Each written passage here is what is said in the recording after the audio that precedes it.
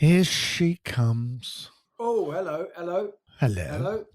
Am I sounding good? Hello. You sound Fruity. fabulous. Fruity, yes. Right. Well, hello, Gary. Hey, Guy. How's your shoulder? My shoulder's much better. I went to see the doctor today, actually, and it looks like I'm on the mend. So I will play the violin again. Oh, dear. Yes, exactly. How about you? You went to the hairdressers, didn't you? You celebrated the end of lockdown by going to the hairdressers. I had a blue rinse, of course. No, I got it. How short blue? short, spiky, and peroxide. In honour of our guest, no In doubt. honour of our next guest, yes. Do you know what? Someone has actually said that we should ask him about the time he was barricaded inside a 5-star Thai hotel suite, and had to be shot with an elephant tranquilizer dart, strapped up like Hannibal Lecter, then forcibly removed by the entire Thailand Special Forces. Really? I Yeah. think you should ask him that then, because I'm not going anywhere near it. That sounds like we might be sued for that. It's you he wants. Offer yourself to him. Listen, I remember a time meeting Billy Idol, for it is him who we are talking of. For it is he. In Los Angeles in the 80s. And he went, oh, fuck me, man. He goes, I woke up this morning and I gobbed on the wall. And I thought, Billy, what are you doing, man? You're not on tour now. You're at home. Which, I understood. Anyway, should we get on with it? Let's go and talk to Billy Idol. And welcome to Rockonteurs. Sit back, strap yourselves in, and enjoy. Okay, guys, I'm ready. Well, it's a big tune for sure. I actually wrote that originally for Tina Turner. Of course, I had gone and found Joni Mitchell down in Florida and brought her back. You know, what people forget about Bowie is that he was such a kind man. Remember me? I'm in a band now. It's called Roxy Music. You know this thing about the 10,000 hours of experience? Oh, yeah. To get good at something. When we recorded Arnold Lane, we'd done about 50 hours. The Rockonteurs podcast with Gary Kemp and Guy Pratt. There is no mistaking that voice. That's Billy Idol. That's your actual Billy Idol, that is. Hey, how you doing, Bill? Not bad. I'm doing quite well, thank you. Yeah, amongst all of this that's going on. Where are you? So I'm in Los Angeles, Hollywood. Well, you must be breathing a sigh of relief right now. Well, I think it's surging everywhere, that it's gone kind of crazy in the States, the coronavirus and everything. I know you're on a lockdown in London, I think Guy meant the transition's in order right now. You're on the verge of kind of becoming Mad Max Beyond Thunderdome, I thought it was. Getting a bit like that, yeah. So what was your year meant to be, and what has it turned into? Well, I expect... Well, for a start, I think, I was doing this thing with Steve Jones and Paul Cook. Oh, yeah, of course. There was a chance, that would have happened in the summer. Yeah. And things like that. And of course, a lot of things like that got put off. But in the meantime, though, we've made some new music, which really is great. That's what we were going to do anyway. So funnily enough, when everything sort of shut down in March, we were kind of going to do some new music anyway, and we would have played the Generation Sex in the summer. So a lot of things have got put on hold, but hopefully they will happen eventually again. So have you been working with Tony again? Yeah, we did a couple of gigs as Generation Sex. It was Sex Pistols meets Generation X, and we did some Sex Pistol numbers and some Generation X numbers. I must say that is as when I first heard about that last year, that is such a no-brainer as a concept. It's brilliant. And at first we were doing kind of with the the Swindle. We did some of the Swindle songs because I didn't want people Johnny Rotten. You know what I mean?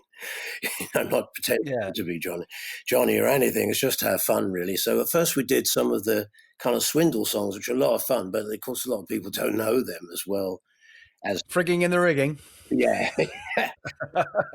Like we were doing the Sid songs, My Way, and then we're doing some Generation X, Untouchables, your generation, and Ready Steady Go. The definitive version, that is. Are you saying you were writing new stuff with Tony? Oh no, not with Tony at the moment. We did talk about that a bit, but no, I just meant I've been doing some stuff with Steve Stevens really, and oh, fantastic! This producer Sam Hollander, writer, producer, and Butch Walker, these two guys. We've sort of been working with them, and we were going to put out the idea is to put out like a 4-track EP, maybe a couple of them in over a course of a year and a half. And so that's what we were kind of preparing, this first 4-track EP. But also I did this collaboration with Miley Cyrus, which is coming out on November the 27th. And Oh, great. yeah, and it's the producer, Andrew Watt, he really gets the sort of the Keith Forsey, Billy Idol era kind of thing. And so the song actually is really quite Billy Idol. Oh, very It's cool. really a cross of, Billy Idol meets Miley kind of thing. But yeah, I mean, it is a dance pop song. That's called Night Crawling, and that's coming out on November the 27th, any moment, on her album. Have you done the video for it? No, well, I think she's just on the first couple of singles, and I think it's the second one. The first one was Midnight Sky, and I think the second one is with Dua Lipa. That's right. Oh my God. So you're on this album, Dua Lipa, Miley Cyrus, Billy Idol. You're back where you belong, right? Making great pop records. Yeah, actually, that's what it's a really, it really came out well. I mean, it's like I say, it's not so far away from what I was doing in the 80s, and it's a little bit more, it's a little bit more down Miley's direction as well. But that's what was nice about it. It was like, wow, this is almost a Billy Idol track. Wow, And because I wanted to work with that chap, Andrew Watt, producer, he's really good. And as I say, he kind of gets that kind of Keith Forsey era, which was the 80s and early 90s. Beautiful production, all that stuff.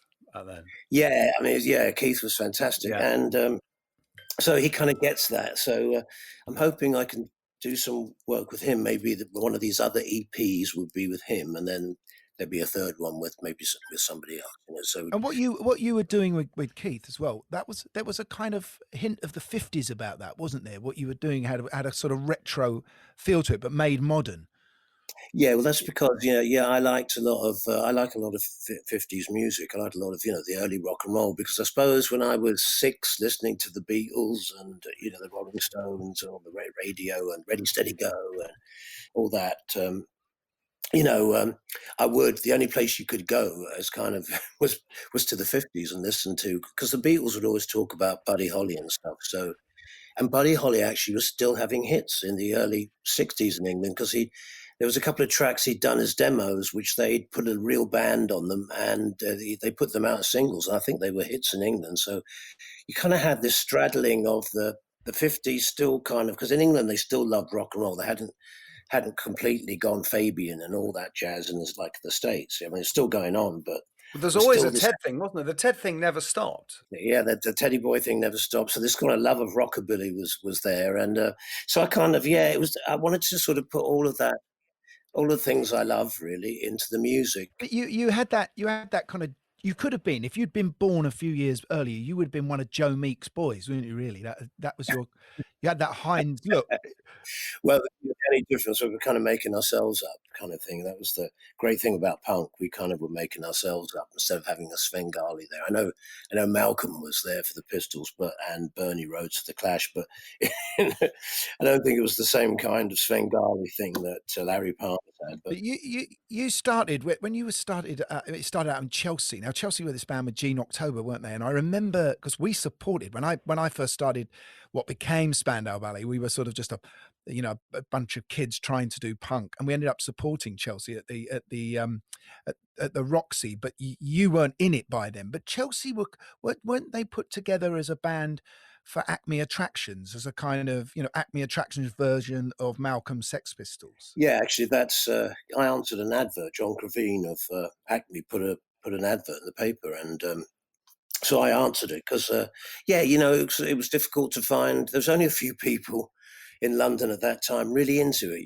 that knew Malcolm's store, or even got that there was the punk rock was going on in the States and stuff. There was just a few people. I mean, like maybe 500 or something, I don't know. But so you had to seek people out. So I answered an advert, and it ended up that it was for Chelsea. And they didn't have a guitarist, and actually it was kind of funny. There was me and 2 guys who were really like session guys for this audition that I had to do with. I had the really short hair. I had kind of like a stripy. I looked kind of, I had some winkle pickers from, Sex, and I had the gear on, so so I kind of did my audition, and I can't really, they helped me to tune up the two, the two section guys, and then of course I got the gig, and they just couldn't believe it. They were just going, "This guy can't even tune up." And you're giving him the gig, and John Craveen said he knows the scene, he's got the look, and he's known what we're going for. So, and that was what was going on. Yeah, we were just a little bit on the inside, and and also eventually. What with Chelsea, me and Tony. I got Tony. Tony joined Chelsea then because Tony James, Tony James. There's no bass player, and actually John Craveen said, "Well," because I said I've got this mate who can play bass, and he said, "Well, do you write songs?"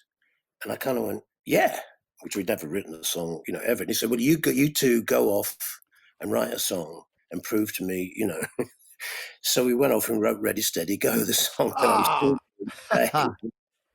Brilliant. And of course he went, "Well, this is perfect," and it had a bit of a punk thing, but at the same time as tiny bit retro, because it was talking about us growing up loving watching Ready Steady Go, because it was incredible. Ready Steady Go, you had live Beatles, live Rolling Stones, live Who, and then all those acts from the stage. Kathy McGow, wow, and the stack, and they used to, and a massive Stax thing going on, didn't they? Had a huge soul element to that show. As well, they used to do Stax specials and stuff, and then people miming to hits of that thing of the Stones miming to a Sonny and Cher song. It was insane stuff. I love that you mentioned Kathy McGowan in the song as well. I thought that was just so good. Yeah, we did a bit of a homage to Kathy, but that's right. So you supported that later version of sort of Right to Work, Chelsea. Yeah, and you know what? Can I just say something? In about 1980, I was walking down Ladbroke Grove, and this bloke stopped me and said, "Do you want to join a band?" And I went, "Oh, well, maybe." And then he said, "Are you a musician?" And it was Gene October. Did you have winkle pickers on? Because I was a bit obsessed with you, Billy. I have to say, you were my first punk crush, properly. I mean, I'm probably only a couple of years younger than you, but that's a lot when you're kids. And I saw you when I was just 17, and I was. Not the magazine, but I was only 17, and I saw you at Dingwalls with Steve Dagger, who was our manager, became Spandau's manager, and we loved you. I just loved the whole look of what you were doing. You looked like a pop star, the curling lip, the blonde hair, and you had these. And then we went to see you at the Vortex because you had a whole in Wardour Street, because you had a whole you did a residency there. And I remember, I had this little band which we I forgot what they were called, them Makers or something, the Cut, which ended up as Spandau Ballet. And we all went to see you, and then we went into the school art department and we made all of these T-shirts that were like pop art T-shirts, copying the kind of look you did. Yeah, because that's So Tony James, he was a good artist, so he would draw things like Patricia Hearst as Tanya, with a machine gun, on his T. He'd write Generation X on top, and I don't know, Kill Your Idols, or I don't know, whatever. That was always his thing, wasn't it? He carried that on throughout the 80s and the 90s, wasn't he? His brilliant eye for design and the zeitgeist. It was so great at drawing. So my thing was, I really like Russian constructivist kind of artwork. So that's what I was trying to do: put shapes, and then I'd do a record thing with 77. But and then with all spray paint, and the kind of spray paint was, we're writing, our sort of slogans on the wall, and then we're wearing our paint splattered shirts and stuff. No, but I think you had such a great sense of the visual, and that I remember that first single with 45 done like a Russian constructivist thing. I thought it was, that Barney Bubbles did us for you, but that became the look of the 80s, didn't it? With Neville Brody in the Face magazine, and that whole constructivist thing really took over. But you were definitely the first band to ever do that. Yeah. It's just that that's how I could do things on a T-shirt, and we gave Generation X a kind of an early look where we could all. I mean, like the drummer loved Keith Moon, so he would wear the Target, Yeah, I noticed that. That was the first Target T-shirt I ever saw on Top of the Pops. But so we all had a bit of we loved the Who, and so we loved their kind of, because they kind of embraced a lot of the art side, they kind of had, when in the early 60s, they had quite a sort of extravagant look at one point, and in the psychedelia thing. So they kind of really got into clothes, badges and logos and signs. And so, yeah, it was always something big in rock and roll. You had to come up with your own look. Because that was the great thing. I mean, you could love your heroes, but you couldn't be them. You had to be. They were telling you. Lou Reed always felt, and Bowie, and people were kind of. They didn't say it, but they were telling us kind of straight out. You've got to find out who you are, and you've got to be that. Yeah, because you did very early on. The thing with Gen X, Billy, is that you've very much, as opposed to sort of being just straight ahead punk, you very much embraced rock and roll. You look like a rock and roll band, and you made proper rock and roll records. Do you know what I mean? It was like there was an eye to the future rather than just being that nihilistic in the moment. Well, they could play. Yeah, but I mean, like Valley of the Dolls. I remember that was like the first great kind of proper rock record of punk. It was, it was like a real great sweeping rock tune with a killer riff. That. And Ian Hunter produced that as well, didn't he? Which sort of, talking about your idols. It was fun. Yeah, he was great actually. Because we've even though we'd done one album, we really did that in 3 weeks in a converted garage, the first album. So it was like we really didn't know anything what we were doing, and it was great because Ian, kind of being a bit more of a musician himself, it was great. He kind of explained things, and he helped me with certain singing things he taught me. But he was great. He's fun to work with, and it was a sort of we were transitioning a bit really. With that album, I thought it was a bit too early. I would have liked to have done another punk rock record, a little bit like the first one, and then maybe transition. But we kind of transitioned a bit quicker, and but in a way, that was right. And I've gone on doing that. I've gone on kind of changing up what I do slightly.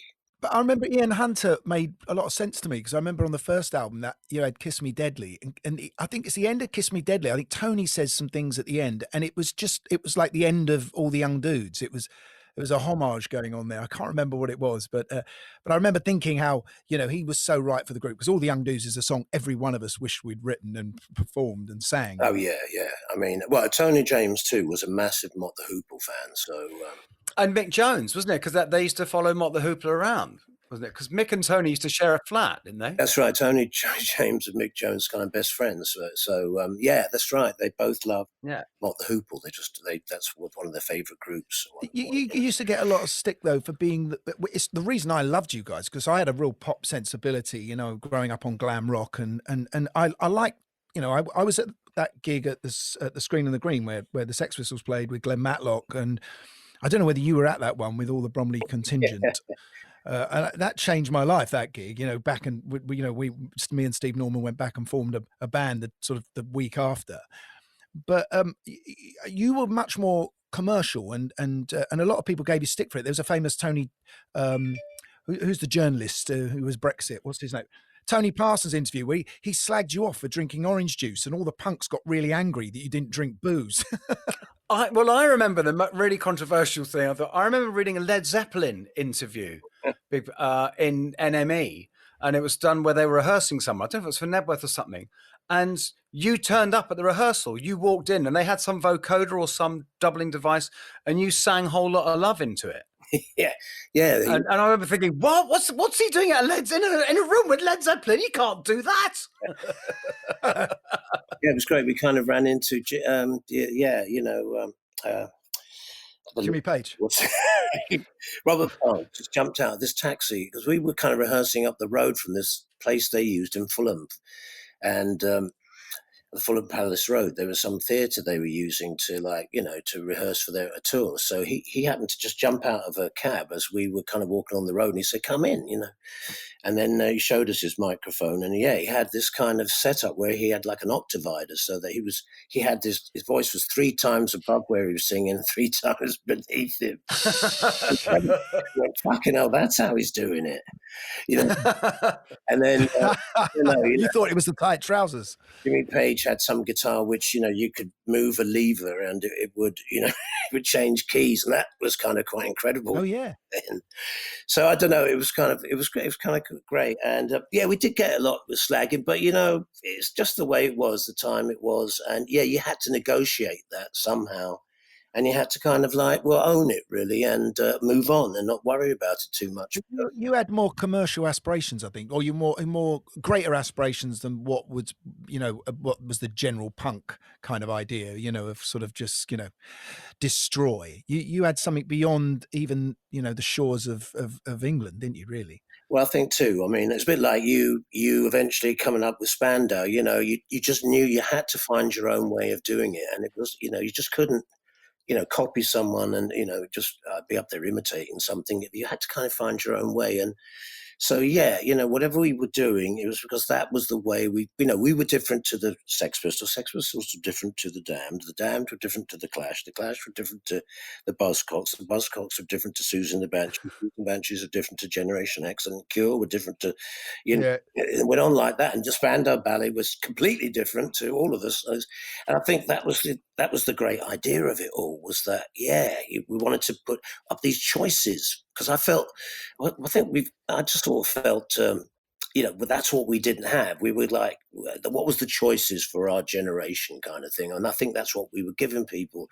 And you didn't want to be carbon copies of each other. It was important that we sort of found our own way, whatever it meant in being slagged off or being, the Tony Parsons things, we all have the clap. So that's why we were drinking orange juice.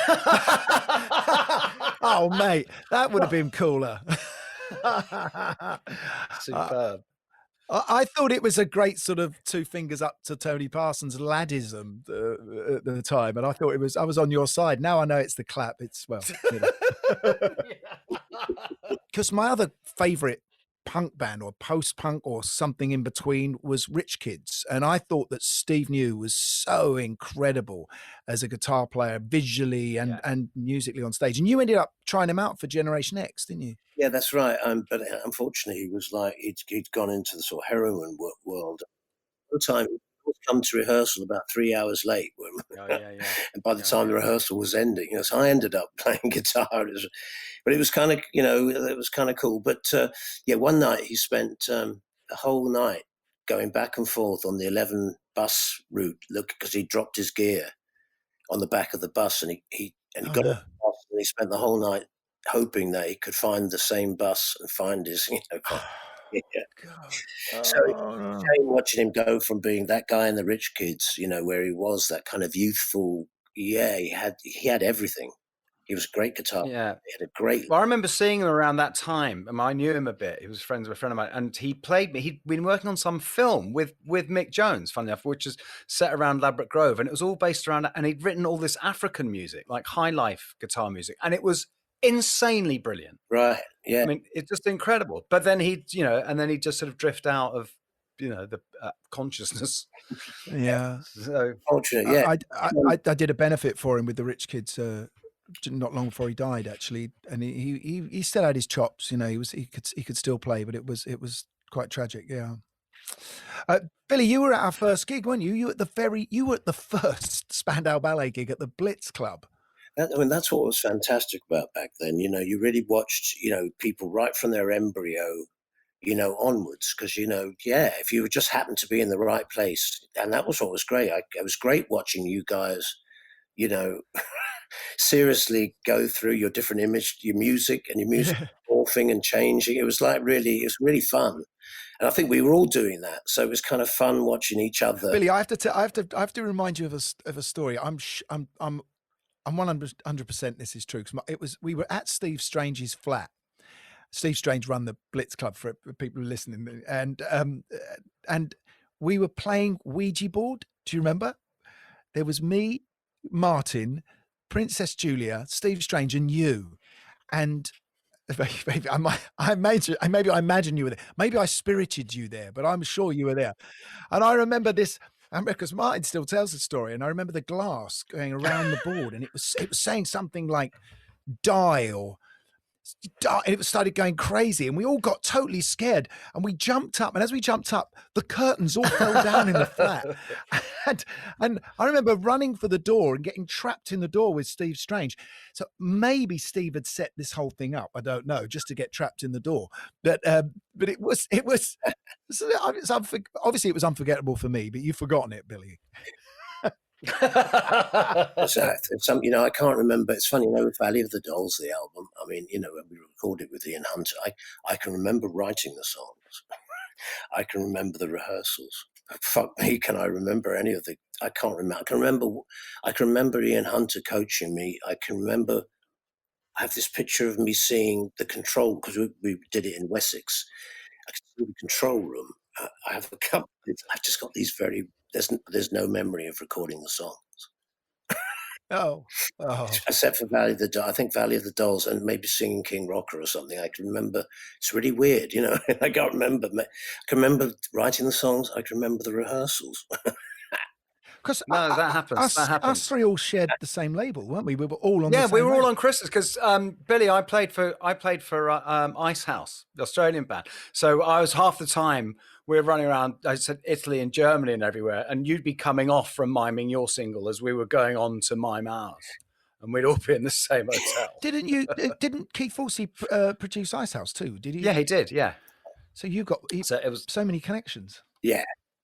Well, in fact, Billy, I don't know if you remember. I don't know. It was about 1984, probably 83, 84. I was in New York. I don't know what I was doing there, but I was, bouncing off the walls as you did in New York. In the Limelight, probably, or something like that. In the Limelight, an area and everywhere. And somehow, because everyone I knew was the sort of Christmas crowd, Jeff Ulrich and Ann Monday and all that lot, somehow I ended up being asked to go and do an audition for you. Wow. So I did. I actually came and did all. It was just a drummer. I don't think even Steve was there, and we jammed for a bit. And I remember thinking at the time, well, I was already in a band, and I loved the idea of playing and hanging out with you. But I was thinking, this isn't the gig for me. I just don't look rock and roll enough. But then at the end of it, you very sweetly said, "Look, are you doing anything? Do you fancy coming for a drink?" I went, "Yeah, all right." And I think you dropped me back at my apartment 2 days later. And I have no fucking idea what went on, but it was the full bright lights, big city. There was a famous, nefarious apartment involved. We ended up at some point, but I never ever got to say thank you. So can I just say thank you? And did you verbally design a concept album together during that time? I think pretty much. Billy, you grew up in you spent quite some time in America as a kid. So I suppose going to America and being, taking over America didn't feel so foreign to you. Is that right or not? Yeah, it wasn't quite such a culture. I mean, it was a culture shock. I still, had a massive culture shock when I got there. But yeah, it wasn't quite so daunting just because, I had lived there as a child and I've been to Manhattan and, I lived out on Long Island. So in a way, I kind of did have I had a bit more of a, understanding maybe, or, of America and things, or at least of New York and the Long Island and stuff. But yeah, I mean, New York in the early 80s, it was incredible. Oh, it was insane. Anything went, anything went, that's the feeling you got. It was like a Mad Max, post-apocalyptic. Let's put a club inside a church. I mean, that was New York's idea. In the very early 80s, there was actually clubs in people's apartments. There's this after-hours club, the Continental, that went from being this guy's Harvey's apartment where he had a lot of kitsch, kitsch stuff there, and then he gradually morphed into a gigantic after-hours club. The Continental became massive, and you just watched it going on. It was just like there was a million clubs. You could go to 5 clubs in one night. It was incredible. It was just insane. And that gradually kind of closed down as the mid 80s kind of happened, because then you got those big rock and roll clubs, or like Limelight, or, when I first got there in 81, there was, you would go to places, these clubs, and there'd be artists there'd be musicians, there'd be people from the politicians, there'd be people from, all strata of New York life. And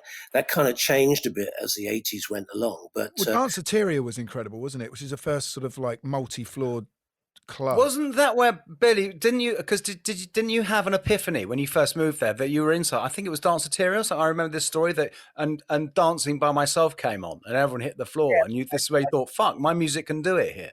Yeah, I kind of moved there not really knowing, what the hell was I really going to do? I had no idea, I mean, number one in the American charts at that time was REO Speedwagon and people like that, sang incredibly high up, harmony bands really high. You kind of go, well, I don't sing anywhere. I mean, so you wondered, like, well, how the hell would I even fit into this place? But then one night I went to this place, Harrah's, and because we put out Dancing Myself in England, and I went to this place, Harrah's, and not really thinking about dancing myself or anything. I just, went for a drink and stuff, and there was a kind of a little dance floor, and around the dance floor there was all these kind of couches and settees, and it was kind of, and then most people were around the bar. I was trying to get a drink, I couldn't get one, because everybody's around the bar. And then suddenly the DJ put something on, and the bar emptied, and I was left alone at the bar, and went, wow, this is great. And they all just went, these people just went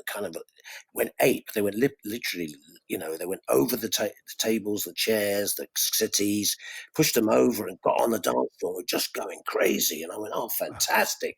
Right, finally, I'll have a screwdriver. And when I got my drink, I sort of went, God, I wonder what that song is driving them all so fucking mad. And when I listened, it was, fuck me if it wasn't Dancing with Myself. I just couldn't believe it. Wow. And then I realized, man, I don't have to change a thing. Keith Forsey's the right guy. I just have to keep doing what I'm doing. So hang on. So first we've got you not remembering recording an album, and now we've got you not knowing it's your song that everyone's losing their mind to. Yeah. Did Dancing with Myself, didn't it start off as a Gen X? Yeah, it was a Gen X. It was just me and Tony with Terry Chimes and stuff, and with Steve Jones. Tory Crimes. Yeah, Tory Crimes. And did you re-record it for yourself? Did you do that? We never re-recorded it. It was just when we put it on my album. You see, we put it on an EP, and then we put it on my album. And because of that, the record company, trying to make out something's different about it, said it was a remix or so, a reverb, and it wasn't. It was just a track. Because there was no need to redo it. It was perfect. Keith had done a fantastic. Keith was really Dancing with Myself was kind of Keith's audition song, if you know what I mean. Keith Forsey, my producer, we met him in '79, and we had this song Dancing with Myself. In '80, that's when we recorded it with him. In '80, he came to England, and it was really the tryout song. And we recorded with Terry Chimes, and we had Steve New. We even tried Steve New on guitar on it, and I don't know if he ended up really on it, but we tried. And Danny Cousteau from Tom Robinson. Oh wow, yeah, guitarist on it. But it was Keith's kind of audition song, and then after he finished mixing it, me and him, we stood in the kind of control, in the studio with it on really loud, because we were thinking of it being played in a dance club. And I just went, wow, he's really pulled it off. It's just, this is my idea, me and Tony's idea, taken to the, where we wanted it to the nth degree. But then it wasn't really a hit in England. And, but there only was, knocking people out on the dance floor in New York, and that's where I'd moved to. So I realized all I've got to do is get with Keith Forsey and figure out, a song just to keep this dance chart thing going. And that's when I originally did Mony Mony with Keith. I got together with him, and I just thought we just need something else that's another dance floor thing, just to keep this going. And it worked. It worked great, Because that was the difference between what punk bands were doing in the 70s and what we and everything was turning to in the 80s was it was 4 on the floor drums and making records for clubs. Yeah, that's kind of it. Yeah, that's really what it devolved down to, and that's we were there. I deliberately, said to my manager, Bill O'Coin, I said to him, what we need is a rock and roll disco dance, was what I meant, producer. And he went to Giorgio Moroder, who said, well, I don't want to do it, but I've got this drummer who writes, he produces, he writes songs. And so he came over, and as I say, he did that. He auditioned with Dancing with Myself. He did such a great job, and then we worked on from there, and it was great, and And you wrote. You were the main. You were a singer-songwriter basically at that point, weren't you? I mean, White Wedding. I mean, that was just you, wasn't it, Billy? Yeah, White Wedding. Actually, I wrote that on my own. Yes, I did start writing with Steve Stevens when I. How did you meet Steve?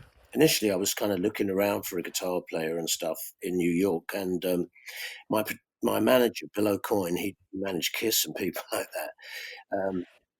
he actually knew Steve. So what I said to Steve was, I met up with him and I thought he was a great guy immediately. I just thought he's fantastic. And I just said to him, maybe we could just get together.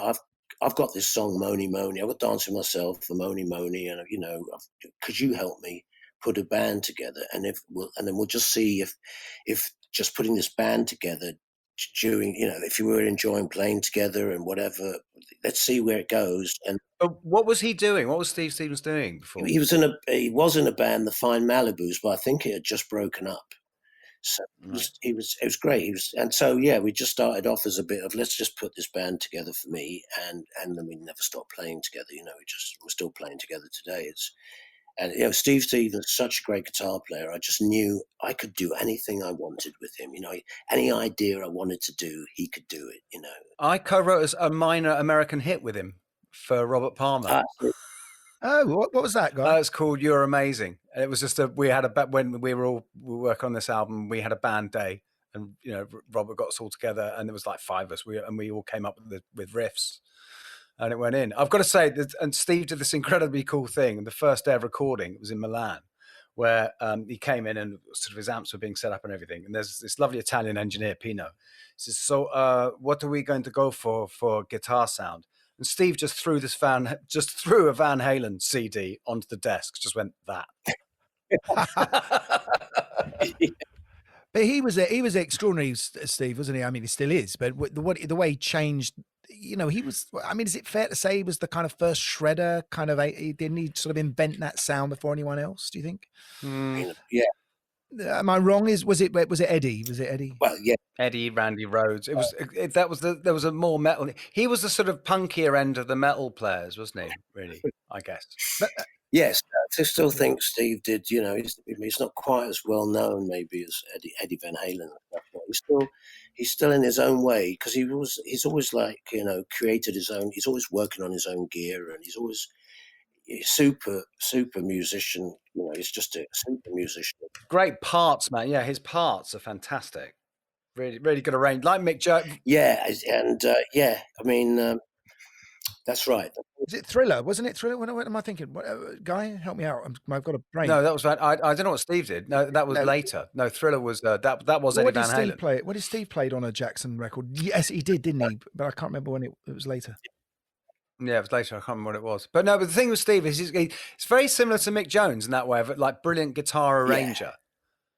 Really, and we started to write songs together. That's what was great too. We were a songwriting team, and I mean, I might have written White Wedding on my own, but then Rebel Yell and all those songs, and me and Steve writing together. It was really fun to.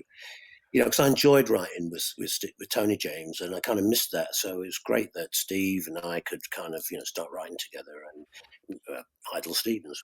I think this was the same for you, Billy, because we obviously came up against the FM radio format when we started off in America, and so did you. And getting airplay was really not easy. I remember we had Danny Glass was our plugger in Chrysalis, but what broke all of our bands, the British bands, was MTV, wasn't it? And you totally nailed that. I say college radio helped a lot, because they were playing the new music. But the main radio stations, especially with someone like me, they had a thing about we don't play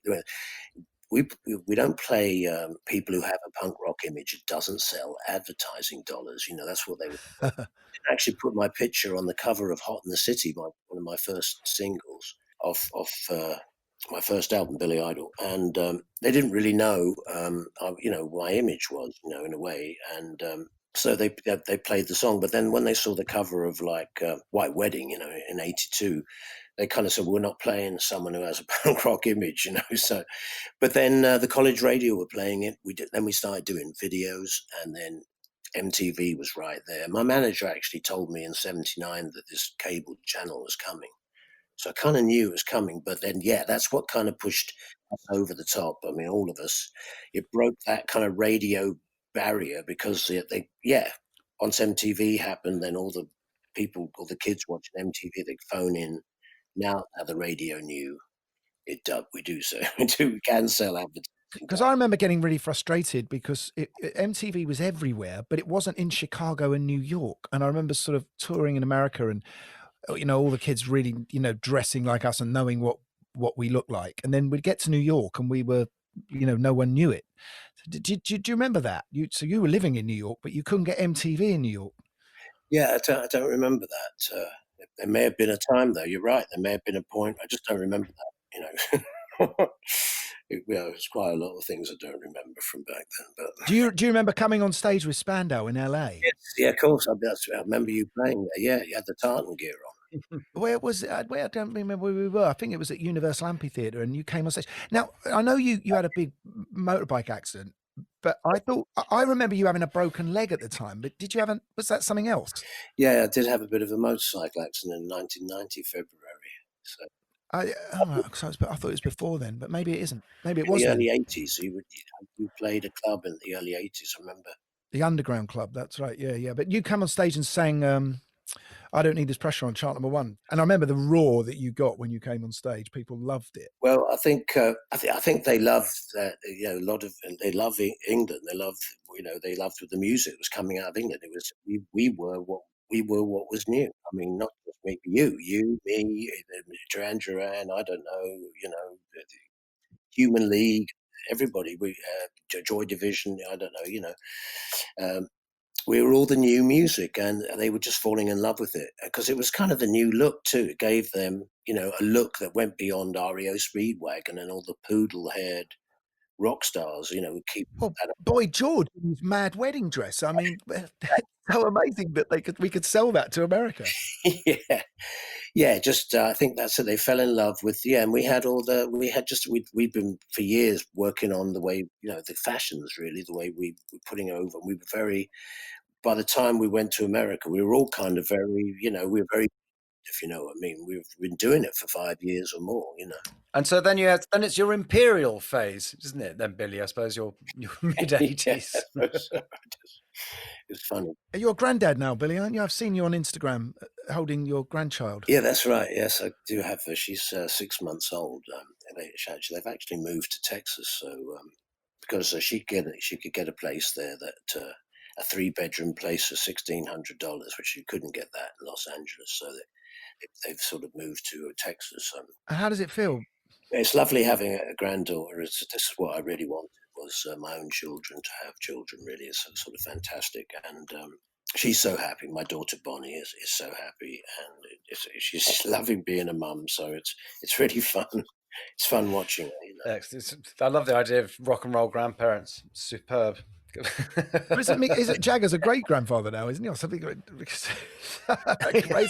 But, so Billy, is your plan now to get back with the Generation Sex thing, or to do your own solo stuff as well? Yeah, I hope we will do some Generation Sex, but at the same time, we have got this. I've got some, I've got this EP that's ready to go, more or less. Actually, probably would have been out earlier this summer. But just because of the coronavirus, everything is a little bit held up. But although it hasn't hurt what we're doing, because we're actually, we're kind of perfecting what we're doing. So it's not too bad. And then, in a minute we'll have an EP out. And also I'll have this song with Miley Cyrus coming out on November 22nd. It's amazing. That's fantastic, Miley Cyrus thing. But more importantly, Billy, I think what everyone really wants to know is, are you going to do another Christmas album? Actually, Dark Horse Records want to put it out next year, the one that I did. I'm going to remix it and put it out. So actually, I listened to it the other day and went, actually, it's not that bad. I thought it was brilliant. I was absolutely brilliant. It's just, it's I don't know, it's just so tongue firmly in cheek, one assumes.